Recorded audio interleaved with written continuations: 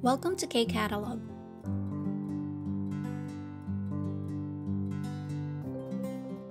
Level 4 Unit 2 Textbook, page 30, listening part na tayo.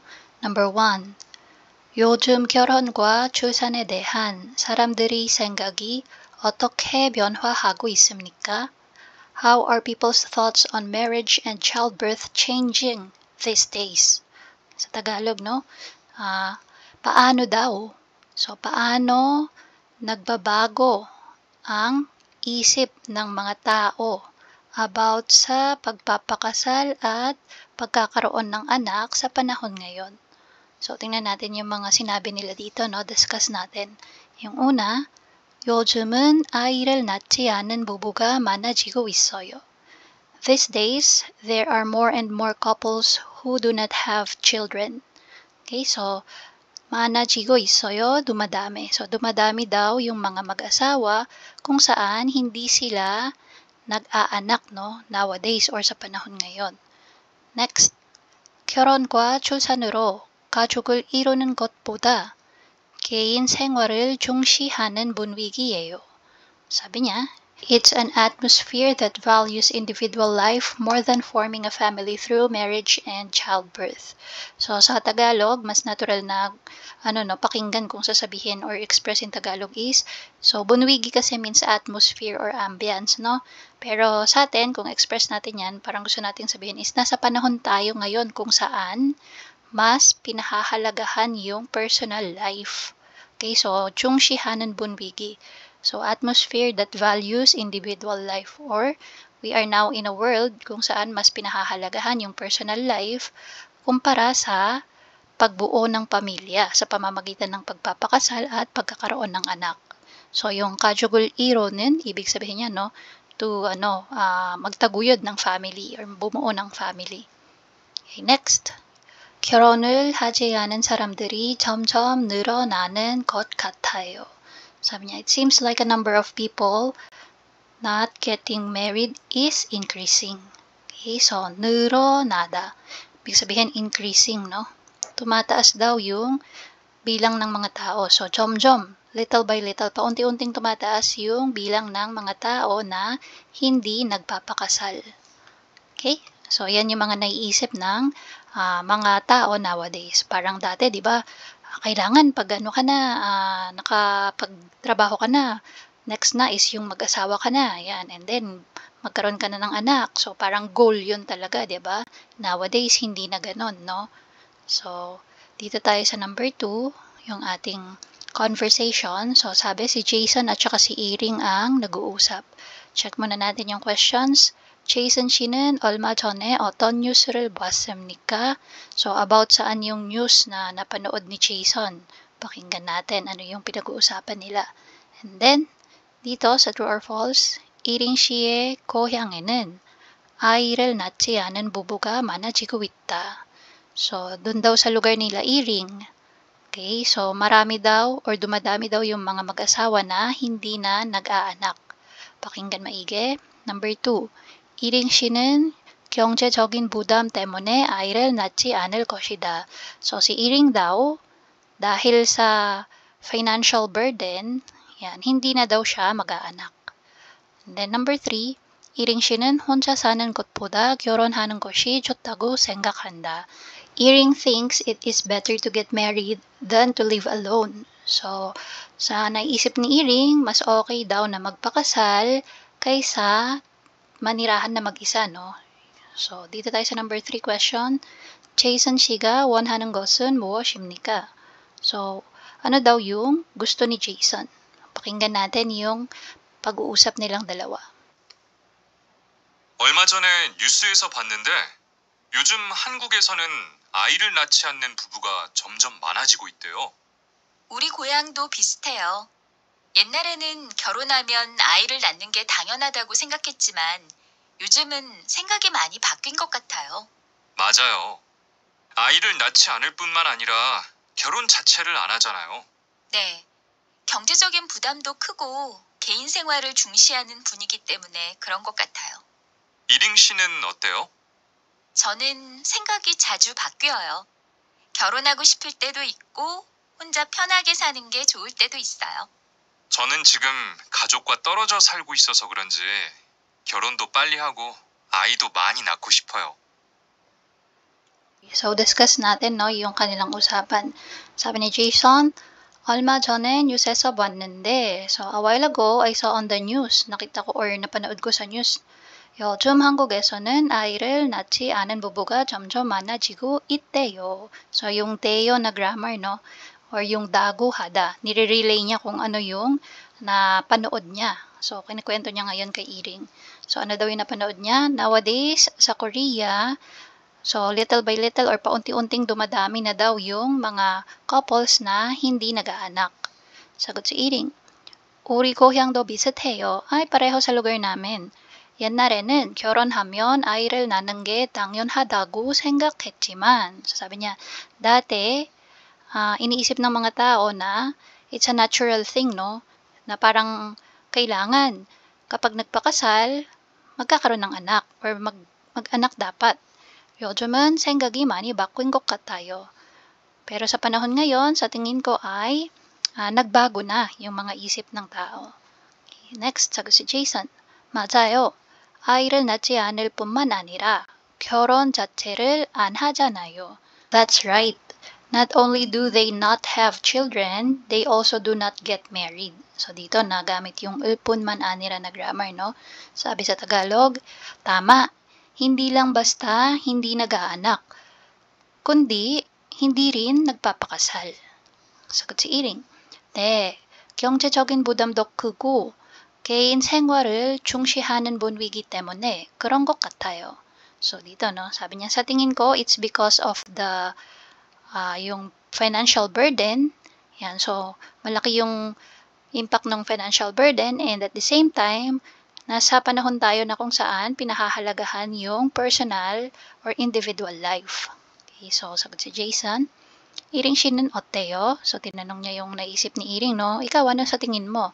Sabi ni Iring, 저는 생각이 자주 바뀌어요.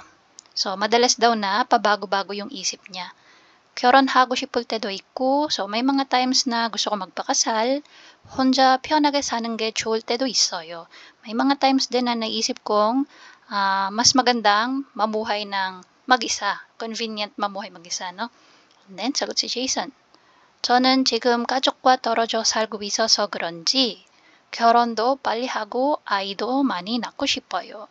Dito, no, nagamit ulit yung aso-oso 그런지 sa level 3 natin to natutunan. Yan, sabi niya dyan, ako naman siguro dahil malayo ako sa family ko. Kaya gusto kong magpakasal na agad at magkaroon ng maraming anak. Okay, so yan yung kanilang usapan. So if babalikan natin yung mga tanong kanina, yung question number 1, ang sabi, Jason 씨는 얼마 전에 어떤 뉴스를 봤습니까? So ano yung napanood niya sa news about saan? And yung answer natin is nandito, no? 요즘 한국에서, or kahit hanggang dito na nga lang eh. Yan. 많아지고 있대요. So dyan natin kukunin yung sagot for number 1. And then for number 2, so yung question is, dun daw ba sa lugar nila Iring ay marami ding couples na hindi nag-aanak? So, based sa sinabi ni Iring, 우리 고향도 비슷해요. So, same daw, no, sa Korea. Na, ganito nga, yung kinento ni Jason, maraming couples ang hindi nag-aanak. Okay, so that's for the true or false ng number 2. Okay, and then, another true or false na question, Iring 씨는 경제적인 부담 때문에, so because of the financial burden, ayan, hindi daw mag-aanak si Iring. So wala namang nasabi or nabanggit na hindi na siya mag-aanak. So although binanggit dito yung part na 경제적인 부담 크고, pero ang sinasabi dito is yung sa tingin ni Iring na reason kung bakit hindi nag-aanak yung mga couples. Pero hindi nabanggit na siya mismo yung hindi mag-aanak. Okay? So, next, yung question number 3 for true or false. So, 이ring 씨는 혼자 사는 것보다 결혼하는 것이 좋다고 생각합니다. So, dito naman, hindi niya sinabi kung alin sa dalawa, no? Sabi niya, madalas na nagbabago yung isip niya. May times na gusto niya magpakasal, may times naman na gusto niya mag-isa. Okay? So, mali yung number 3 natin na question for true or false. Pero babalikan natin yung mga questions, no? Hinahanap lang muna natin yung mga sagot. And then, yung number 3, item number 3, Jason Shiga, 원하는 것은 무엇입니까? So, yung sagot natin for number 3 is itong part na to, no? 결혼도 빨리 하고 아이도 많이 낳고 싶어요. Okay? So, yung number 2, yung mga naka-green. So, balikan natin yung mga questions. Again, for number 1, ang magiging sagot natin is yung 요즘 한국에서 아이를 낳지 않은 부부가 점점 많아진다는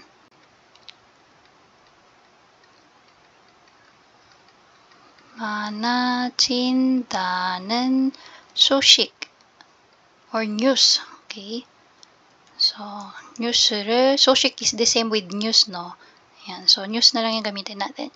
News를 봤습니다. Ayusin natin. Yan. 봤습니다. Okay, so match with our question. And then, sa true or false, so this one, 이린씨의 고향에는 아이를 낳지 않은 부부가 많아지고 있다. This one is correct. Kasi nga, sabi niya, similar yung case sa Korea at sa kanyang hometown. And so, this one, mali, no? So, tama na ito yung isa sa mga reason, pero hindi siya yung hindi mismo mag-aanak. Okay? Next. Dito naman, so sabi niya kanina, pabago-bago yung isip niya, no? So, this one is X. Wala siyang sinabing kung ano talaga yung gusto niya. Okay, so, dito sa number 3, Jason Shiga, 원하는 것. So, ang sagot natin dyan is, 결혼도 빨리 하고 싶고, 결혼도 빨리 하고 싶고, 빨리 하고, and then, 아이도 많이 낳고 싶어 합니다. Okay, so remember nyo yung rule natin for 싶다, 뭐뭐 하고 싶다. Pag ikaw yung magsasabi ng gusto mo, 하고 싶어요. Pero pag sasabihin mo yung gusto ng ibang tao, 뭐뭐 하고 싶어 해요. Okay, so in this case, 싶어 합니다. So minatch natin sa question na naka-imnik ka. Okay? So, 결혼도 빨리 하고 아이도 많이 낳고 싶어 합니다. So, that's for the questions. For our pronunciation, 발음, sabi dito yung mga 받침 daw na katulad ng 디귿, 디귿, 시옷, 상시옷, 지읒, 치읒, 히읗, magiging 디귿 ang tunog nila sa ilalim, no? So, ito, no? Example niyan, 지읒, 디귿, 시읒. Bali, ang magiging tunog nila is digut daw. T. Okay? Tapos, yung mga kasunod nila na letters na itong mga consonant na to, yan, ang mangyayari sa kanila is magiging double consonant. So, mas magiging matigas. Okay? Example natin, instead na matbori, dapat pala matbori. Yung biyup dito, naging sang biyup, no? Tapos, yung jiyut, naging digut naman siya. So, again, this one, yung proper spelling.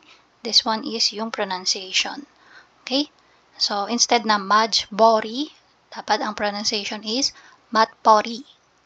Again, ibig sabihin nito is dual income. And it talks about yung dual income na couple. Parehong kumikita ng pera yung mag-asawa. Next one, matsawi. So, digut batchim siya as is lang. Tapos yung sinundan niya na shiyot, magiging dalawa, no? So, matigas yung pagkakasabi dapat. So, instead na madsawi, so magiging matsawi. And ang ibig sabihin nito is yung pinakamatanda na son-in-law sa family. So, eldest son-in-law. Eldest son-in-law. And then, matjib. So, matjib, ibig sabihin popular restaurant. So, tingnan natin yung mga example na sentences. Okay, dito. 우리 부부는 맞벌이를 하고 있어요. 사bi niya, kaming mag-asawa ay parehong kumikita ng pera or parehong nagtatrabaho in other term, no? And then another one, 우리 남편은 맞사위이다. So, sabi niya, ang aking asawa ang pinakamatandang son-in-law sa family nila, no? And then, 맛집에는 항상 손님이 많아서 기다려야 한다. So, palagi daw maraming customers or tao sa popular na restaurant. Kaya, naghihintay, 기다려야 한다. Madaming tao, so tendency, kailangan maghintay, no? Okay, so that's for the pronunciation. And then dito tayo sa 단어장, we have 자체, so it means itself. Okay, so the marriage itself, pag ganun yung gusto mo sabihin sa English, no? And then, 맞사위, again, yung eldest son-in-law. So this is listening part ng Level 4, Unit 2. And that's it. If you find this video helpful, please hit the like, share, and subscribe button. So I still hope to see you in the upcoming videos, and again, thanks for watching.